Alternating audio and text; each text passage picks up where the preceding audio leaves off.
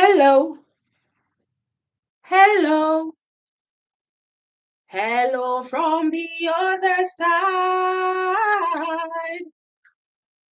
I must have called 1,000 times to tell you I'm sorry for what I have done. But each time I call, you're never at home.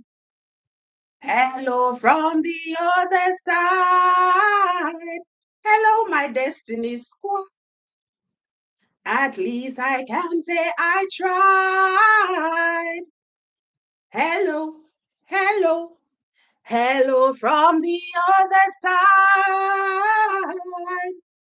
At least I can say I tried to tell you I'm sorry for all that I have done. But each time I call, you're never at home. Hello from the outside. Hi, my destiny squad, my destiny angels, and my destiny family. How are you doing today? Have you ever been to an event and, after the event, you leave thinking, oh my God, that was a disaster? Have you ever been to such an event? You know what? When people plan an event, they all have really good intentions for these events. But sometimes, things just fall apart. And that sometimes is due to poor planning. It's not that they didn't mean well. Some people just don't have the know how. And that is what I will be telling you about today to ensure that the next event that you plan, my Destiny family, whether you are going to plan it by yourself or if you are going to employ the services of a professional known either as an events planner or an events manager, will be telling you some of the things that the professionals put in place to ensure that the event actually is a success. So, yes, some people, like I've said, will employ an events planner, and they are also known as events managers as well to take care of the marketing, every aspect of the planning of the event. I'm going to tell you the secret of the things that we actually do as professional events planner to ensure that actually the event is a success. Because a lot of you, would have been to different events, whether it's a small event as small as a birthday party, whether it's a large event as large as a festival. In the UK, a lot of you would know about like Notting Hill Carnival. A lot of you would know about big concerts and stuff. So whether it's a small event or a large event, I'm going to tell you the secret, the things that you need to pay attention to ensure that your event is a success. There are actually about 10 things that you need to pay attention to. I'm going to first go through the list, then I'm going to tell you what about each of the items you need to be mindful of in order to ensure that your event is a success. So I'm listing the things, and remember, I'm not going to list them in any particular order, but just to say that these are the things that you must tick off the list to ensure that you do a good job, whether you are going to be your own events planner or you are going to employ the professional to actually take care of the planning part of your event. So these are the things that you need to put in place. And I must say, as usual, welcome to those who actually are joining the live. And I'm going to say welcome as well to those who will actually be viewing this video after the live has ended.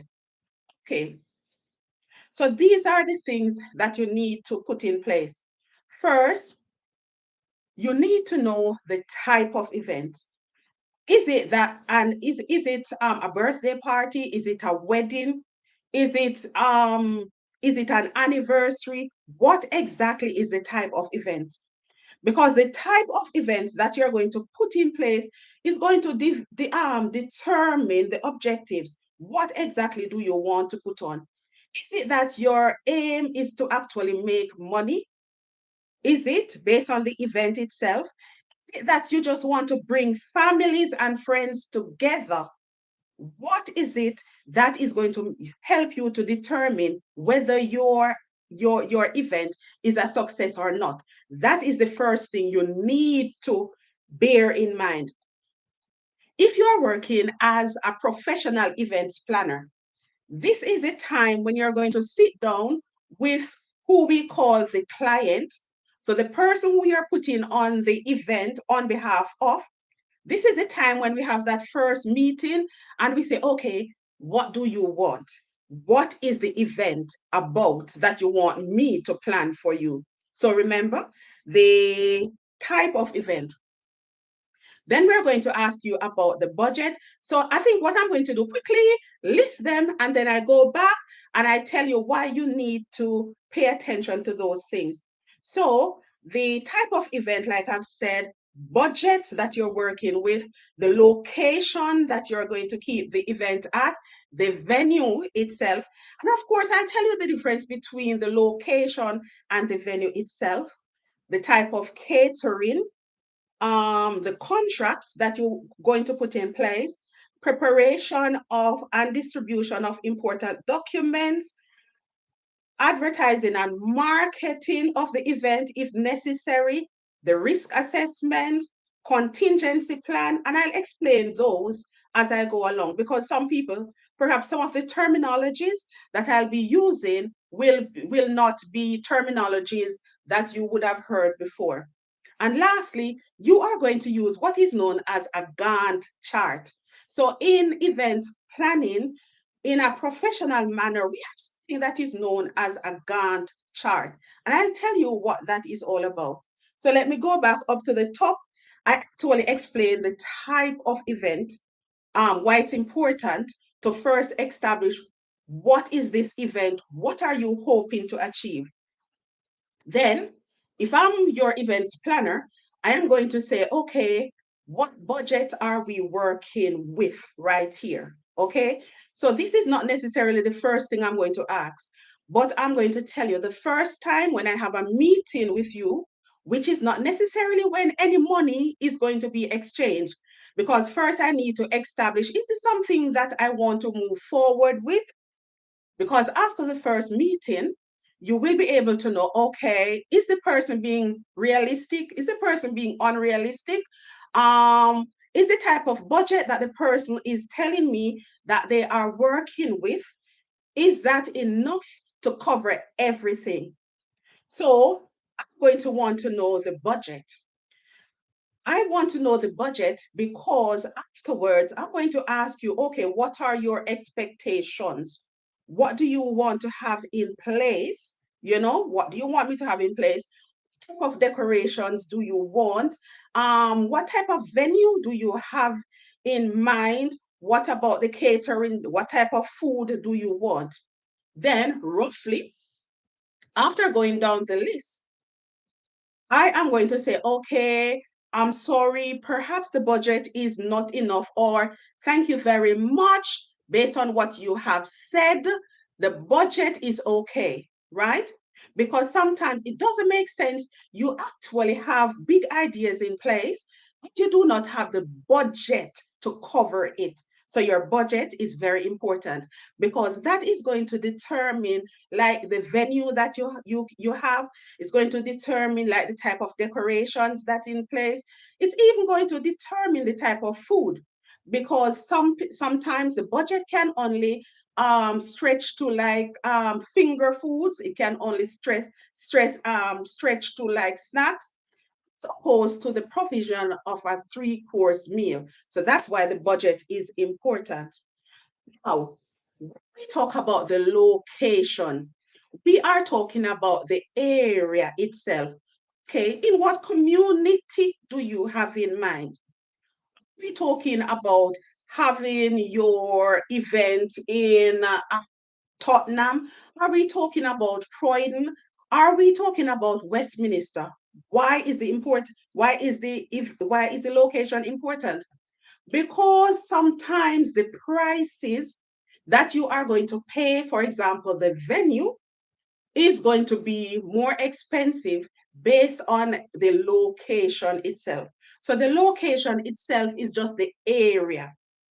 So after we have established the location, remember, the location is not going to be dependent on the events manager, the person who is just carrying out the work on behalf of the client.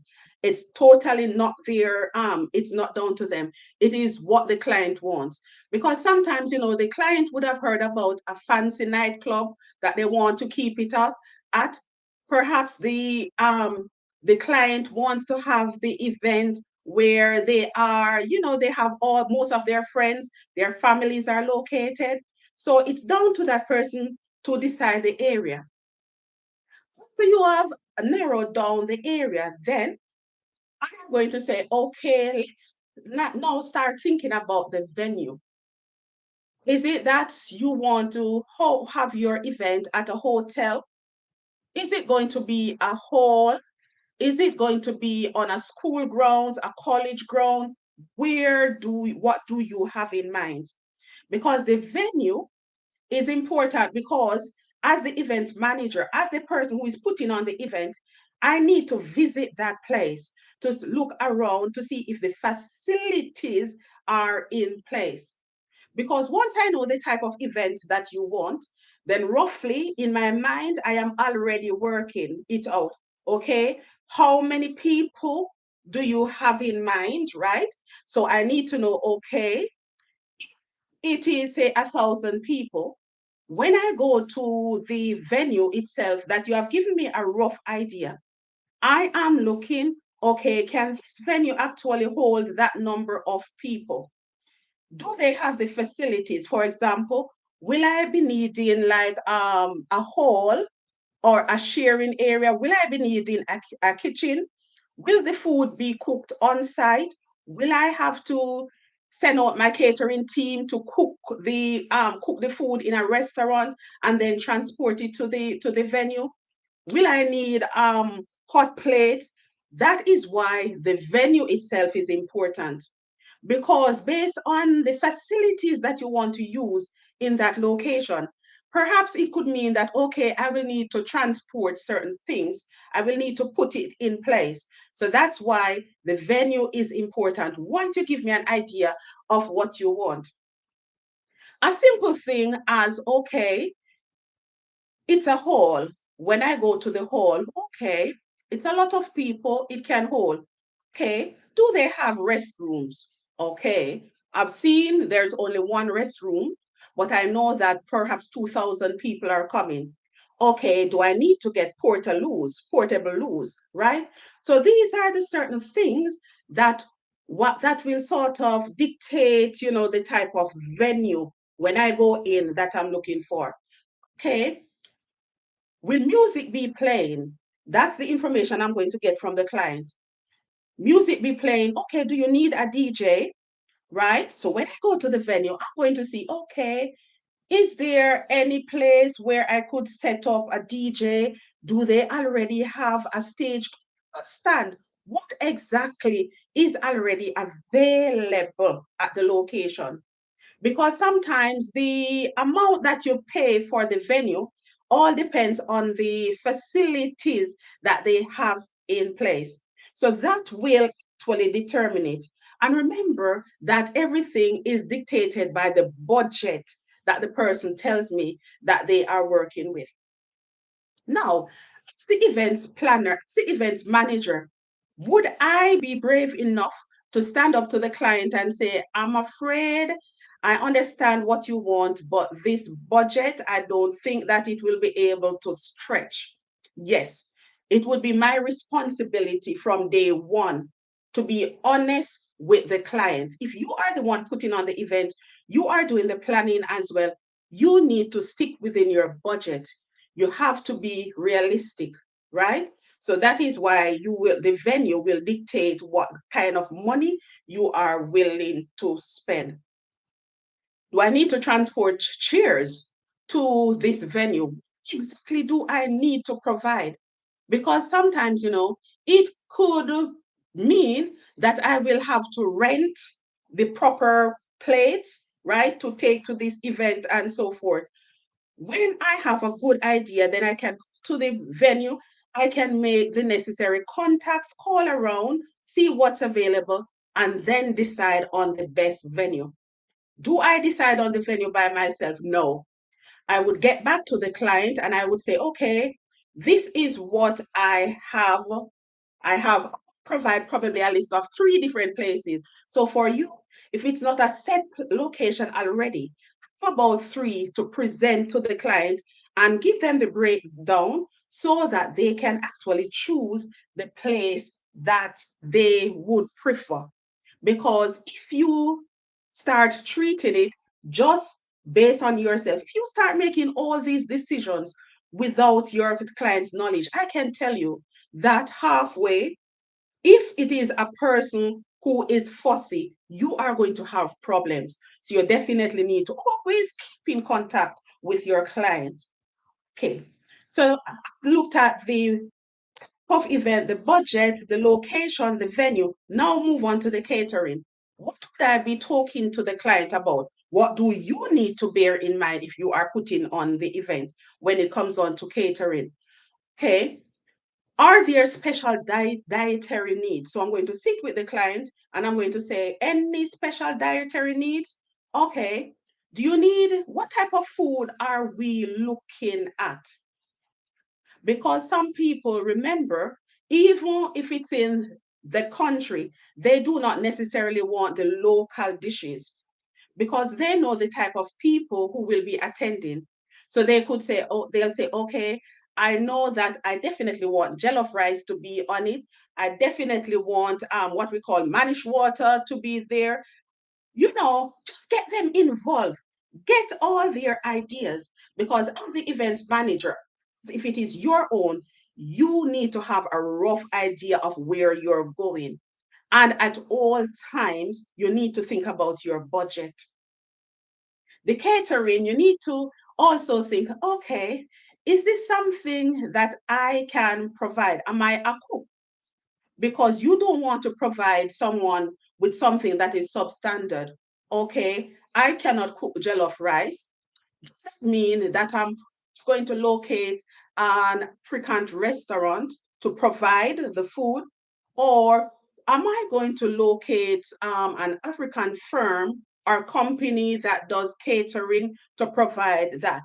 That is where you come in based on the information that you have gotten from the client. And remember, if it is for yourself, you need to know, okay, what am I expecting? At all times, you must manage expectation, whether you're doing it for yourself or someone else is doing it, or you are doing it on behalf of somebody else. Because nothing is worse than you getting halfway through your planning and the money has run out and you do not know where the rest of the money is coming from. That is why sometimes you go to some events and you're wondering, okay, the main things are missing. It is due to poor planning, poor budgeting. So if you want to get over all these hiccups, you need to manage expectation. How are you going to manage expectations? Sometimes it could mean that I'll say, okay, I hear what you say. Let me go around. Let me check some prices and let me get back to you so that we know exactly what is out there. Never be in a hurry to get that contract to the extent where you start making unrealistic, promises and stuff. You have to be straight. If you're doing it for yourself, straight with yourself. And if you are not in a position to handle everything, it is okay for you to do some parts of these things and then employ somebody else to take care of the parts that you cannot handle for yourself. So that is where the catering comes in. Contracts. How does contract comes in? Okay. So if I am an events manager, if I'm the events planner, I am not going to get started until I put in place a contract. What is that contract saying? My contract, when I write it, it could be saying, okay, what is the agreement? Is it that you're going to pay half of the money up front and then half at the end of the event itself? It is just the expectations going forward. What do I expect from you? What should you expect from me? Remember, guys, I always say, you see, when you're talking about business itself, you have to know that there are no friends, right? Because you don't want to be running things, just by mouth, word of mouth.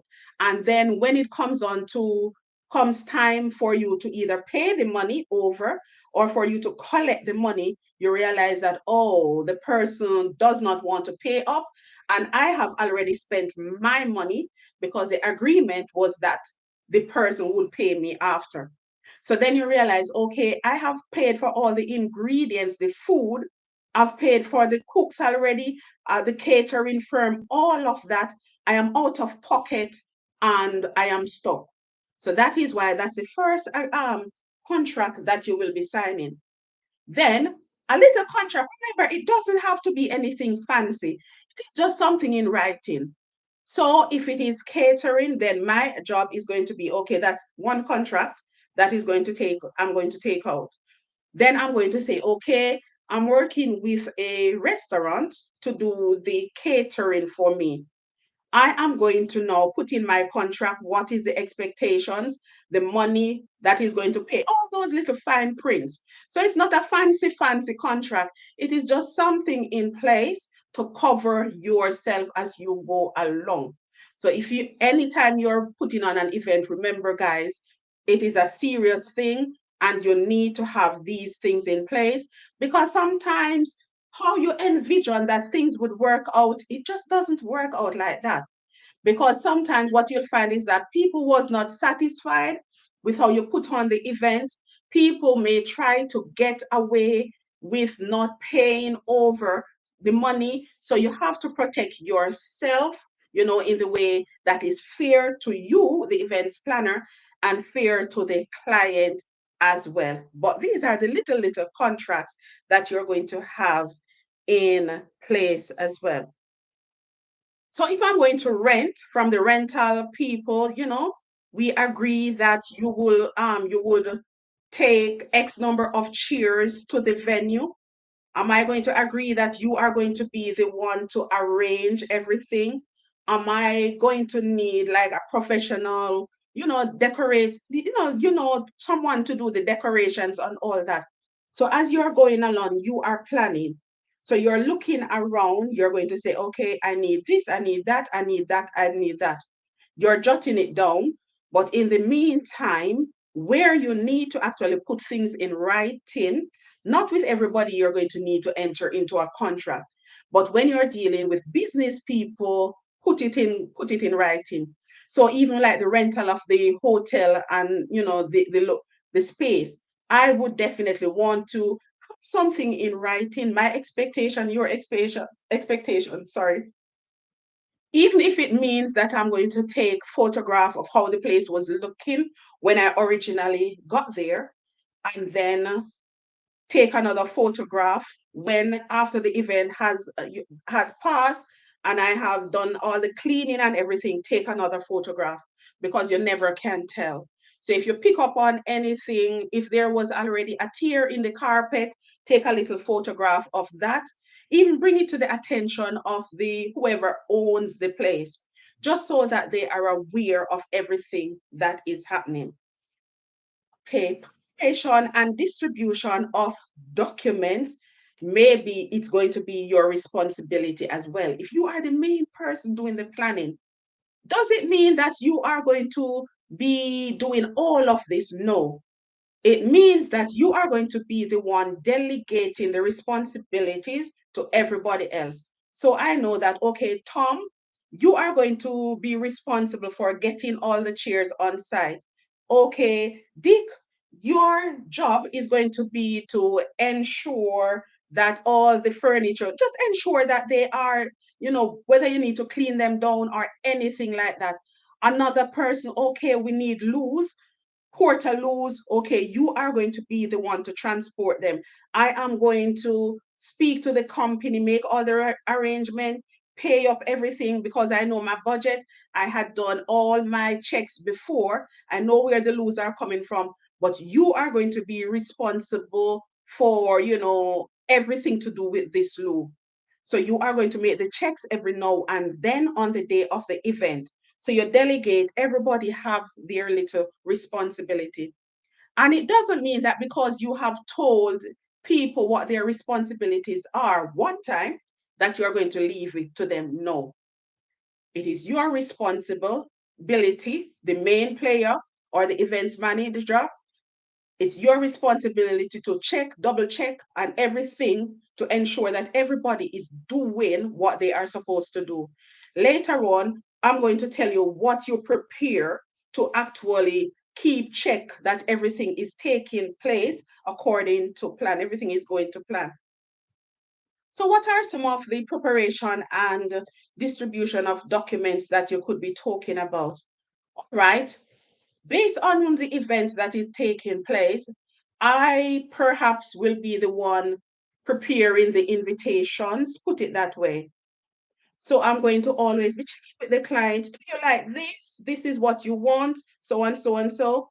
Okay, is there like a list of people that you want me to send these invitations to? Any little contact where a document needs to be signing everything, that is your responsibility. That is one thing you need to tick off your list as well. You need to know fully what your role is and ensure that you actually do it. Nothing is worse than during the event, you hear somebody calling, that person was going to do, certain things, but you did not tell them, you did not check, you did not ensure that they were doing what they should have been done. Have a little list, be ticking off everybody, and that's how you do it. Advertising and marketing if necessary, because sometimes it's just a family event, it's a birthday party, it's an anniversary, so you don't need to advertise it. But if it is an event that has to do with money, where profit needs to be made, okay, from the beginning, you're going to agree, okay, advertising, how do you see, what do you want, right? What budget? For me, I would, because the events manager, the planner, has to be a creative person as well. You just need to get like a blueprint, and overall, a general idea of what the person envision their event to be like. And then you are supposed to bring the tea, you are to bring the sauce to the table. And even if it means checking with the person to say, this is what I am going to do at this time. You should be hearing your event being advertising on X, Y, Z, Z, Z, so and so and so, right? Always check with that person, because after all, it is that person's event. It is the other person's money that is being spent. Give them the respect, allow them to be a part, feel a part of the event as well. So advertising and marketing, for some people, if you don't have any experience in that area, you probably want to, I would say, get another person to do that for you. But if you are well, if you know what you're doing, you have done it before, then there's no reason why you shouldn't be able to plan your advertising, which is the same thing that we call marketing as well, because it is anything to promote the event itself. Then we move on to something that is known as risk management. Risk management is where you sit down with a fine tooth comb, you look at in every area and you're saying, what could possibly go wrong? So it could be that the person said, I want an outdoor event. I want my event to be outdoor. It is my responsibility to check the weather. And if I see that, okay, based on the date that I have, the forecast is saying rain. It is your responsibility to say, okay, there's a possibility of rain, or the sun is going to be out in all its glory. Should I get a tent just in case it rains, just in case somebody needs shade? It is your responsibility. That's the risk management. Do I go inside? Okay, the floor looks a bit shiny. So if I'm going to think about like renting, hire, getting plastic chairs, then somebody could fall over. It is my responsibility to say what could go wrong. If I'm going to think that, okay, that type of chair is not going to work, it is your responsibility to minimize as much as possible the risk of anything happening. So if I see that, okay, the hazard could be we could have problems with the chair fall splitting apart with somebody, then I should say, okay, I'm not going to use any plastic chairs. I'm going to get something else, right? Or I don't know if anybody would go as far as to get carpets, in certain areas. If that's a part of what would minimize the risk, then of course you do so. Based on the location as well, you could be thinking, okay, perhaps someone could get injured. Okay, yes, based on what it is all about, it is possible. I perhaps need to have like a first aid kit to hand. I perhaps need, my friend is a nurse. I probably need to bring her along as well. I probably need to have the police on speed dial. I need to know, I need to go through everything with a fine tooth comb, not on the day of the event, because it's going to be too late. Before the date of the event, you do that risk management. Take another look around the hall, take another look around the venue. What could go wrong? Once you have determined, you have pointed out every little thing, you have located what possibly could go wrong, then you come up with what is known as a contingency plan. A contingency plan is what we call plan B. So if it rains, okay, I've already put the tent in place. So if it rains, people can go under the tent. Okay. If there's an injury, I have totally had, I have first aid kit. I have assigned a first aider already. So if anything like that should happen, anybody cries out, that person knows that they should be able to take care of it. The portaloos, what could happen? I don't know. I don't think they can turn over, but just say, okay, they could turn over. Then it means that I am going to probably bury it a bit or ensure that I don't. Just be careful where exactly I actually position them to minimize the risk of anything going wrong on the day. Now, does it mean that when you put all of these things in place that nothing will go wrong on the day? No, it does not mean that nothing will go wrong on the day. What it means is that people are not going to panic because already, as much as you could have, you have already put like some plan Bs in place, right? Say on the day something happened on the road and the food cannot come. Okay, it's a possibility. Trust me. Anything can happen on the road, and the people transporting the people coming with the food, they got held up. I am going to ensure, okay, I'm probably going to stock up on more water. I'm going to stock up on soup. I'm going to stock up on alcohol so that just in case something goes wrong with the food, at least people will have something to munch on or, any little snackables, finger food. I'm going to have that at the venue just in case there is a delay, people grumbling, all the time, etc. There is a situation where the alcohol runs out. I should be able to say, okay, we have run out of alcohol. Mas, Harry, can I send you up to XYZ to get more alcohol? That is all that it does. But if you notice, everything that you're putting in place, it is sort of giving your event the best chance of succeeding.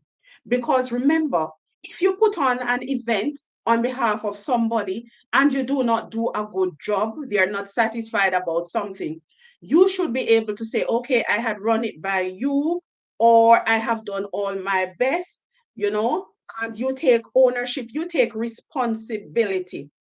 Now, on the day of the event, is it going to be time for you to rest? No, you are still in charge.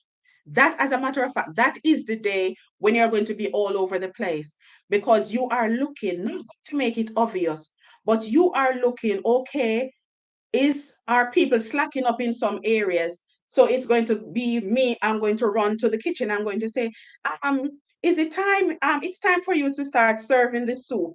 So somebody could just shout back and say, okay, I'm just heating it up, etc. I could be looking around. Okay, I noticed that that table, nobody's eating. Have they been served? That's what you are going to do. Not making it obvious, but you should see the event through to the end. It's never going to be a time for you to rest until you see the event through to the end.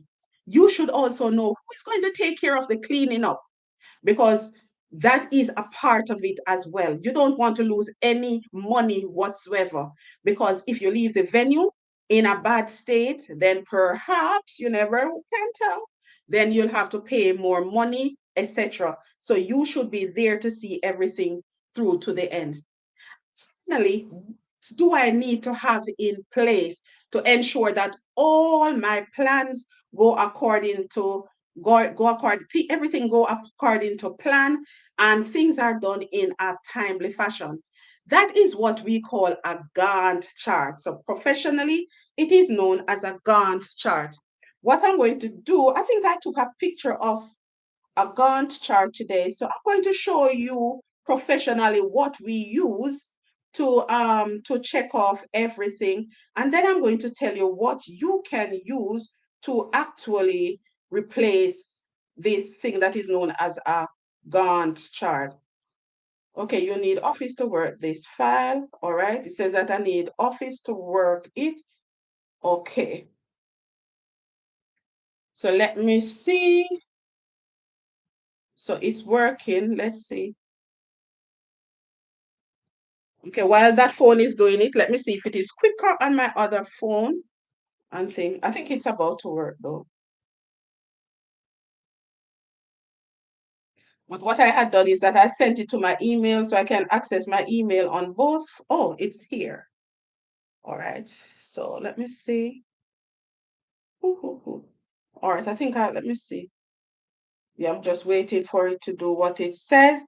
But what I'm looking for is a Gantt chart. Okay, I think it will open faster on this one. Oh, hopefully you'll be able to see it. Let's see. Okay, so I'm coming. Okay. Let me come closer. So this is what a Gantt chart looks like. And I'm going to tell you what it is.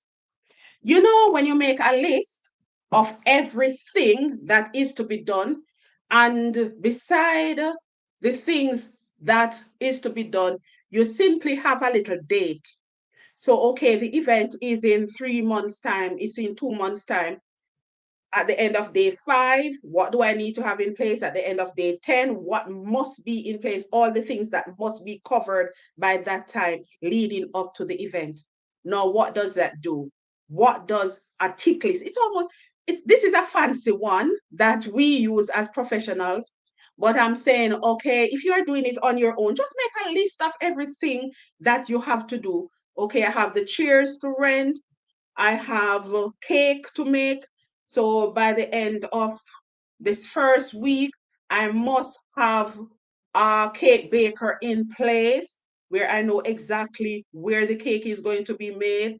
Okay, is it food tasting? What have you? I must know the mini deadlines when I want everything to be completed. Now, how does that help you? It helps you to actually remain relaxed a bit. Because when you set the deadlines, then you know leading up to the deadline, I'm going to be checking, okay, Mars Harry, did you check on XYZ that we agreed? Oh, I forgot. Mars Harry could say, oh, I forgot. Okay, Mars Harry, I need to get the feedback by tomorrow, right? So that helps you just in case things are not going according to plan, then you'll be able to make some adjustments, but you must have some mini deadlines that will help you to get through your event. So look, whether it's a small event or whether it's a large event, these are the plans that you actually put in place. So remember, you need an events planner. You sometimes only need events planner for some part. As much as possible, depending on the size of the event, you you just delegate responsibilities and the areas that you cannot handle yourself. Trust me, if you follow this guideline, you will have a successful event, right? And of course, this is free information. Go ahead. If you ever need to ask any questions based on this video, then of course, just write it in the comment section and I will actually respond. Free advice. This is my family. This is Destiny family. So no charge. But of course, if I was to come in and actually be in charge of your event, obviously, I'm going to charge at that time, but this time it is free. Thank you so much, guys, for tuning in. And of course, I'll see you another time. Thank you that the views on the channel is going up and we are growing. Yeah, we are growing. And I'm very grateful for that. Thank you, everybody. Till I upload another video, till I do another live, my family. Peace out. Take care of yourself. Love yourself. My family. Take care. Bye. Peace.